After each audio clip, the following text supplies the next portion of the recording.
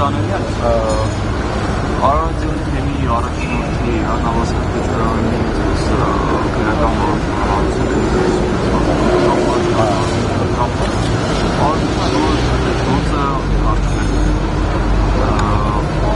Արդվել է երբ կոնկրետ չունեն, բայց 23 թվականներ այն ամենամի հացվել շարքան կամ այսպես դոսակ 23 թվական հիմա բազմանում կարծպես թե ինչ աննամապել ինչի համար արդյոք սա պատահականություն է, որ սկզբում բացակարանում որ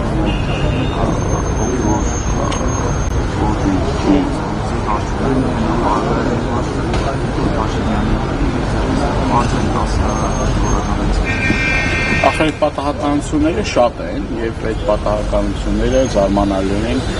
զուգադիպում են այն process-ների հետ, որոնք որ ձեռնարկվում է հայրաքելական սուրբ եկեղեցու դեմ, այսինքն այն արշավը, որ իշխանությունները ձեռնարկել է հայրաքելական սուրբ եկեղեցու դեմ վեհապարտի ոչ դեմ, մյուս սրբազանների դեմ, դա այդ շրջանակներում տեղավորվող գործ է այն կարծիքով եւ հետաքրքիր զուգադիպությամբ բոլոր նախկինում են գործերը, որոնք որ ասում են փողերի լվացման հետ կապված գործ կա, չգիտեմ, օֆշորային սկանդալի հետ կապված գործ կա նախկինում, գիտեք որ հայկական ժամանակը ինչ հոդվածներ էր գրում, զենք զինամթեր եւ այլ, զարմանալիորեն այդ եթե դա համարում ենք զուգադիպություն կամ պատահականություն է պարզավոր մեր իրականության մեջ չեն լինում եւ հենց պատահականորեն են բոլոր են տիրադավ վերծված ուրեմն հայրաքելական սուրբ եկեղեցու սպասավորները այդ բոլոր գործերով, այսինքն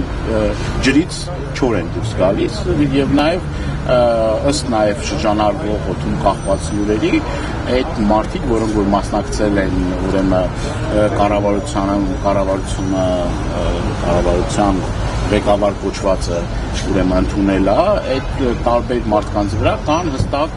այսպես ասած կոմպրոմատներ եւ այդ կոմպրոմատները օգտագործում են իրենց այս դաշտ բերելու, հնազանդեցնելու եւ նաեւ այդ մարդկանց օգտագործելու եկեղեցու դեմ։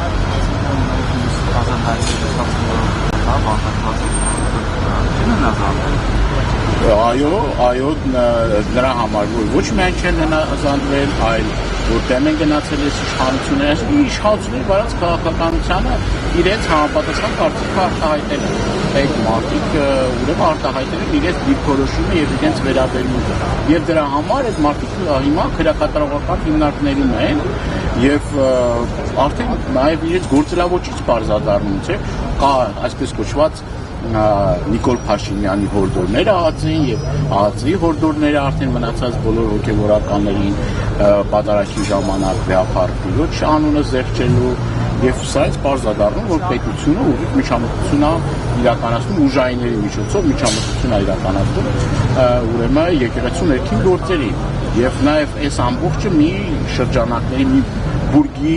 այսպես ասած, տարբեր sense հատվածներ են, էլի։ Հիմա այս նաև շատ կարևոր մի դրվագել կա, որ նախկինում հենց այդ նույն բարձրաստիճան հոգևորականները ընդամենը օրեր առաջ, ժամեր առաջ լրիվ տրամագծորեն հակառակ կարծիք ունեին եւ երջանիկ պատահականությամբ ինչ որ մի պահ անցնում եւ այդ մարդիկ ոչ միայն այսպես հնազանդվում են գործող իշխանություններին,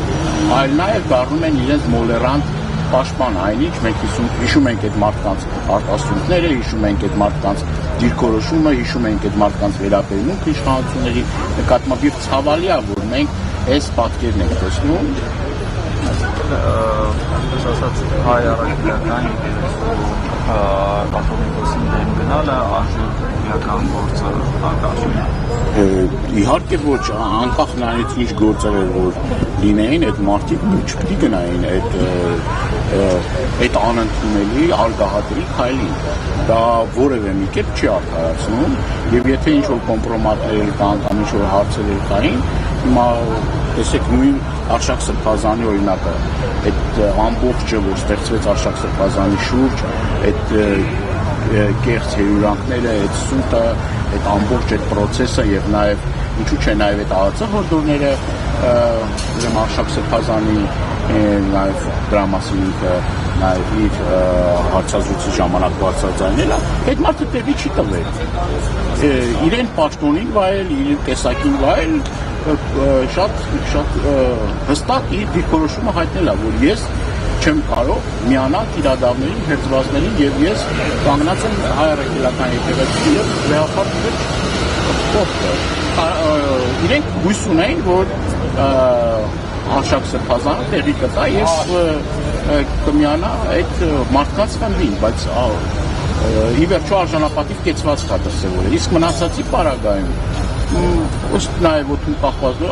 ամենքի վրա ինչ որ հարցեր կան, բայց դա ամեն դեպքում չի արդարացնում իրենց վարքագիծը։ Իրենց վարքագիծը անընդունելի է։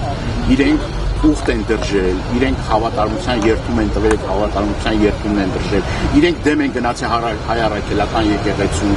իրենք այս պահի դրությամբ իրենց հոգևոր եղբայրները, որ գտնվում են զնդաններում, անազատության մեջ, քրեակատարողական հիմնարկներում, ԱԱԾ պատվալներում, որ ասում են մեր եղբայր, բայց այն եղբայրներին հիմա անազատության մեջ են պահում անիրավի։ Դուք ո՞նց եք այդ քայլին գնում, ո՞նց եք նման վերաբերմունք դրսևորում, մոռացել եք ինչ եք ասում։ Վերադառնալ քրեական գործին կանչելու լավ պատճառ չկա, անհայտ է ինչ է կարծում։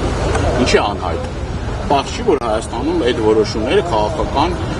ամենաբարձր, իշխանական ամենաբարձր մակարդակներում են իրականացվում եւ դա պատահական չէ։ Ինչքան նման գործեր ա եղել, երբ որ իշխանությունները այն մարդկանց, որոնք որ անցել են մյուս դաշտ, այդ մարդկանց ոչ միայն քրեական գործերն ա կարճվել,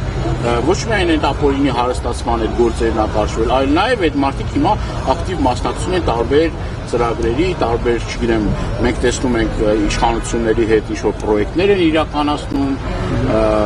դրանց մեջ կան պատգամավորներ, դրանց մեջ կան այլ անձիկ եւ հիմա շատ հարմար տեղավորվել են, այսպես ասած, իշխանությունների նստարանին լավ, շատ հարմար տեղավորվել են եւ այդ մարդիկ դարձել են սրբեր, այդ մարդիկ դարձել են այդ մարդկանց վրա այդ գործերը չկան, այդ ապօրինի հարստացումը չկա, այդ մեղադրանքները չկան, որ այս մարդիկ իրեն պաշարակեր են կամ օրենքն են վերազանցել կամ ապօրինի հարստացել են եւ այլն։ Այսինքն կարաս իշխանությանը չքննադատես, ճամբարափոխ լինես եւ հայտնվես շատ կոմֆորտ զոնայում եւ բոլոր քո նախկինում առերևույթ հանցագործությունները կամ բաները, կոմպրոմատները,